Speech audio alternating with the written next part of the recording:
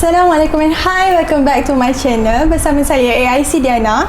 Dan macam biasa, kita bersama another AIC team yang lain untuk berkongsi pengalaman seram diorang. So, untuk hari ni kita ada AIC Seluang. So, Seluang boleh perkenalkan diri? Okey, nama saya Muhammad Putra Imad bin Hisham. Itu nama betul lah. Nama panggilan tu Seluang, bos saya panggil. Nama Seluang. Okey, setakat selama ni tak pernah lah jumpa benda bukan-bukan lagi. Tapi disebabkan waktu first day kerja dengan Bos Ijan kat kedai lama lagi. Bos Ijan ni seorang minat mancing, tapi dia tahu masa dia memang pack dengan bekerja. Dan satu tahap tu, satu malam tu dia ajak Seluang pergi mancing lah. Mancing kat Atlas, Tasik dekat Paluan tu. Memang kawasan pedalaman lah. Memang dalam orang kata tu memang kita je lah mancing kat situ. Dia kawasan terbiar ke? Dia kawasan tu ada orang masuk, tapi memang malam tu memang tak ada orang masuk. Sebab kita je lah yang masuk malam tu. Kita naik lori waktu tu. Naik lori, seorang ingat kan tempat mancing waktu dia ajak tempat mancing best lah, seronok lah. Tak ada macam tu, tapi boleh tahan juga tempat dia. Memang berdua je dengan bos? Memang kalau itu waktu tu bertiga. Bertiga dengan seorang lagi pekerja bos. Bertiga. Waktu tu baru memula mancing lah. Kita pun jarang mancing, tapi ikutkan bos lah. Sebab dia kata best tempat yang seronok lah tempat dia. Tapi tempat dia memang cantik lah. Dia macam tasik. Macam tasik itu. Dah sampai parking, kita set up joran. Seluang dengan kawan Seluang ni pergilah cari umpan. Jala. Cari apa tu, ikan kecil-kecil tu, diorang panggil macam ikan cermin, nak buat umpan lah. Kita mancing belida kat sana. Ikan belida. Buat tengah cari-cari, bos kat tempat mancing lah, tengah setting mancing. Kita pusing ke tepi-tepi cari jala, cari anak ikan kecil-kecil lah, nak buat umpan.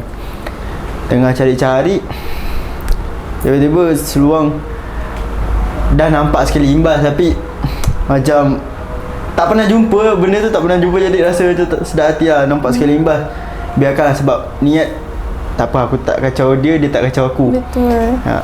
Terus cari ikan, buat selamba dia lah, tak tahu. Habis benda tu makin dekat, dia makin tengokkan je. Dia macam ni, lembaga hitam ke ataupun macam mana? Dia bukan lembaga hitam, dia nampak satu dekat dia, bahagian tu bahagian cerun. Kita kat bahagian bawah, dia kira kat bahagian atas. Dia dari atas tu, dia benda pegun. Benda pegun warna putih, dia diam saja. Habis benda tu makin lama makin kita nak makin kita nak pusing, makin dia dekat, dia tengok. Itu seorang tak sedar hati, ajak dia patah balik ke tempat bos balik. Yang seorang lagi tu tak nampak lah. Yang seorang lagi tu, seorang tak nak bagi tahu dia sebab mungkin nak nakutkan dia ke apa. Cuma dia tak apa, jom lah kita pergi pusing balik tempat mana. Dia kata dia macam degil lah, dia tak nak dengar cakap. Tapi ikutkan jugalah. Tapi dia nampak seorang macam pelik, macam nampak sesuatu. Dia tanya, kau nampak apa tu? Macam nampak hantu ke? Taklah, aku tak sedar hati lah. Kau tak nampak ke? Tak tadi dia tak nampak. Tapi memang dia cakap dia tak nampak apa-apa. Waktu tu Seluang ni nampak. Itu bila sampai balik dah cari umpan, pergi balik kat tempat Bos Ijan. Ingat dia tak ada apa-apa lah, mungkin dia sahaja munculkan diri. Biasalah kat tempat macam tu, sebab Seluang pun first time jumpa kat situ kan. Pergi balik kat tempat Bos Ijan. Lepas tu Seluang pun cerita dengan Bos Ijan, yang kawan tu tak nampak, tapi Seluang nampak. Seluang bagi tahu Bos Ijan, kau nampak kat mana? Tu Bos Ijan cakap dia memang ada, tapi dia tengokkan saja. Habis tak tahulah, mungkin sebab dalam diri ni kita tak pernah nampak, jadi nampak tu jadi macam terkejut, jadi macam takut sendiri tau. Sebab kita tidur kat situ malam tu. So malam tu kena kacau lah? Tak adalah, memang kena kacau sebab perasaan takut tu ada lagi. Memang kena kacau. Sebab kita tidur kat situ sampailah ke subuh pukul 6, pukul 7 baru kita gerak balik. Tapi nak sampai ke subuh tu memang seorang tak tidur lah. Waktu tu macam-macam lah. Waktu dah cerita balik dengan Bos Ijan, sampai kita dah campak mancing, dah relax, dah tidur. Seorang tidur sana, Bos Ijan tidur sini. Kita tidur bertiga, sebelah bertiga. Ada tasik ni.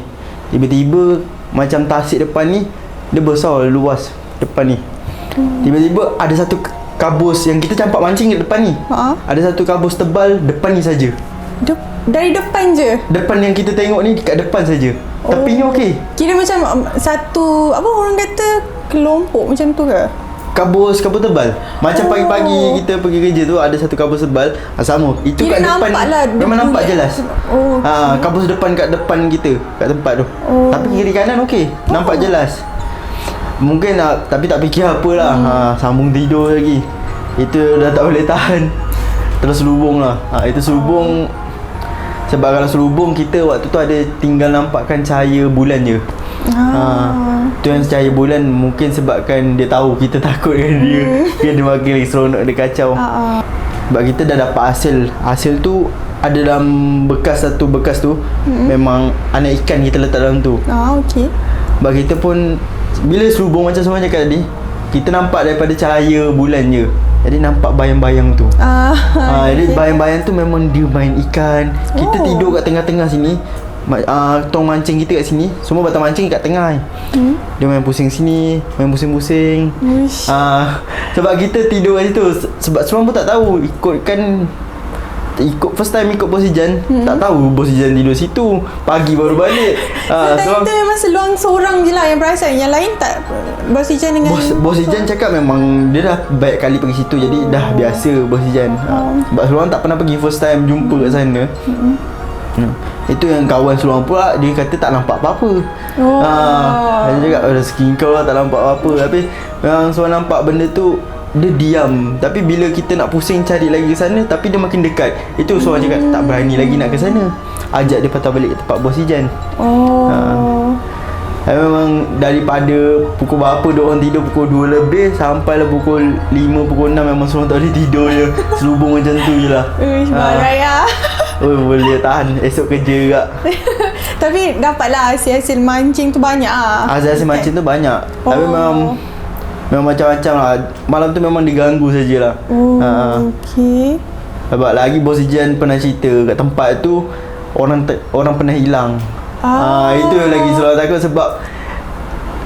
seorang takut sebab kadang yang Bos Ijan cerita tu, Bos Ijan kata benda betul. Sebab dia tidur kat sini. Pernah sampai satu tahap dia bangun-bangun dekat tempat lain. Kat tempat lain ni maksudnya kita bertiga, tapi kawan-kawan ni dia tak ada. Kira dia bangun tu dia tinggal seorang ke? Dia tinggal seorang tapi dia tak tahu dia kat mana. Itu yang seorang takut bila nak tidur. Jadi kita memang tak apa, tahan mata, tak tidur pun tak apalah. Sebab tu pengalaman first time lah. Sebab kita pun tak tahu masuk tempat macam tu. Sebab seorang tak sangka lah boleh masuk tempat macam tu. Bos Ijan punya nak mancing leader dia sampai tempat dalam macam tu. Tapi Bos Ijan cakap sebab dia cari rezeki, jadi dia abaikan. Memang betul benda tu wujud dengan kita. Cuma first time lah bagi seluruh nampak dia tu.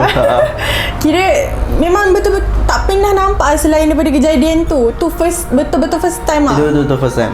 Sebab yang tu time seluruh nampak, ataupun sebelum tu seluruh pernah rasa macam ni? Dia rasa waktu masuk tu memang betul. Siapa tak rasa seram bila masuk tempat gelap. Memang tak ada orang tinggalnya. Memang seram. Kita masuk dah seram. Tapi tak apa, kita mancing cari rezeki.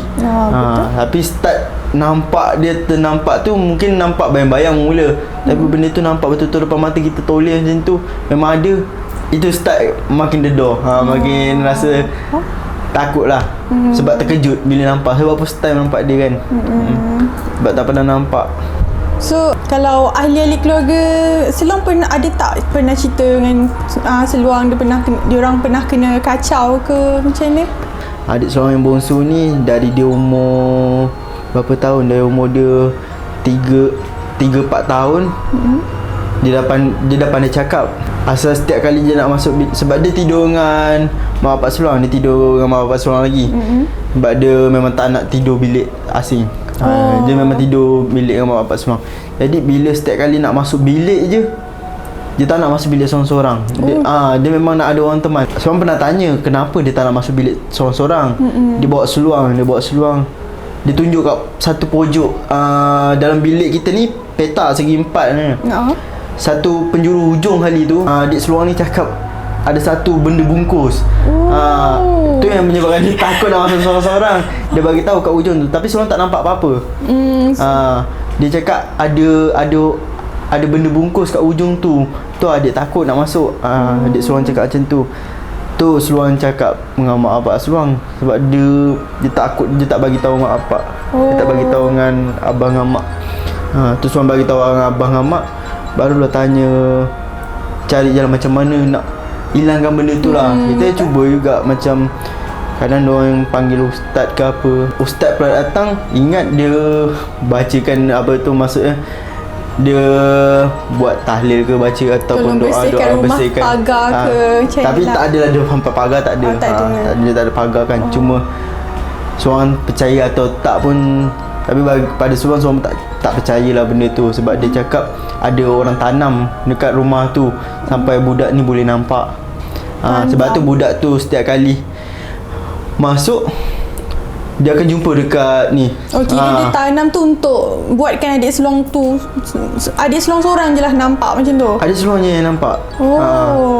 Tapi yang dia cakap, berdasarkan yang dia cakap pasal tanam tu, dia cakap ini sebab orang lama punya. Orang lama punya sebab adik seluang ni kecil lagi. Yang lain semua adik-adik seluang dah besar. Dia seorang je yang paling bongsu lah, paling kecil waktu tu. Mungkin sebab dia kecil lagi, so hijab dia terbuka ke, kita tak tahu kan. Sebab yang pasal tanam-tanam tu bawa alam lah. Sebab seluang pun tak berani cakap lebih-lebih sebab seorang tak percaya dengan dia. Seorang percaya benda tu wujud. Memang benda makhluk-makhluk halus ni memang ada dekat sekeliling kita semua. Tapi untuk macam diorang cakap pasal tanam-tanam ni memang seorang abaikan lah, tak percaya. Tapi sejak daripada diorang kata sebab rumah tu, okey tak apa, kita pindah rumah lain. Itu yang seorang pindah tempat lain pula. Jadi pindah tempat lain. Sebab adik seorang ni tak boleh tahan sebab hari-hari dia nampak benda yang sama. Dia kira dia nampak je, tak pernah benda tu kacau dia ke apa? Dia tak pernah benda tu kacau. Dia nampak sahaja. Faham.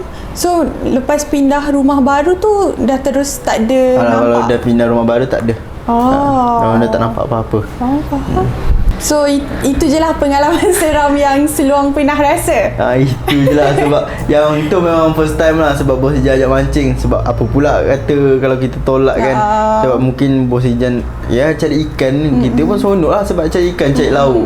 Tak tahu pula bos Ijan bawa tempat macam tu. Tapi sampai sekarang pun kalau bos Ijan ajak pergi tempat tu, kita pergi juga. Sebab kita tahu kita cari rezeki kan, cari ikan. Faham. Sebab sejak kenal dengan bos Ijan yang seluang belajar hilang rasa takut. Faham. Dulu memang seorang cakap terus memang penakut lah. Dia kan ada dua, bukanlah ada dua, tapi penakut ataupun lemah semangat. Lemah semangat pun ya jugalah sebab first time nampak dia tu memang siapa lah cakap tak terkejut lah. Untung dia munculkan diri dengan macam perbuatan dia diam saja. Dia tak ada tunjuk muka buruk ke apa, tak ada. Seorang tak nampak muka macam tu. Seorang nampak benda pegun, dia tengokkan saja. Tapi benda tu makin lama makin dekat. Itu je lah. Okay, so ada apa-apa lagi seluang nak cakap dengan viewers kita?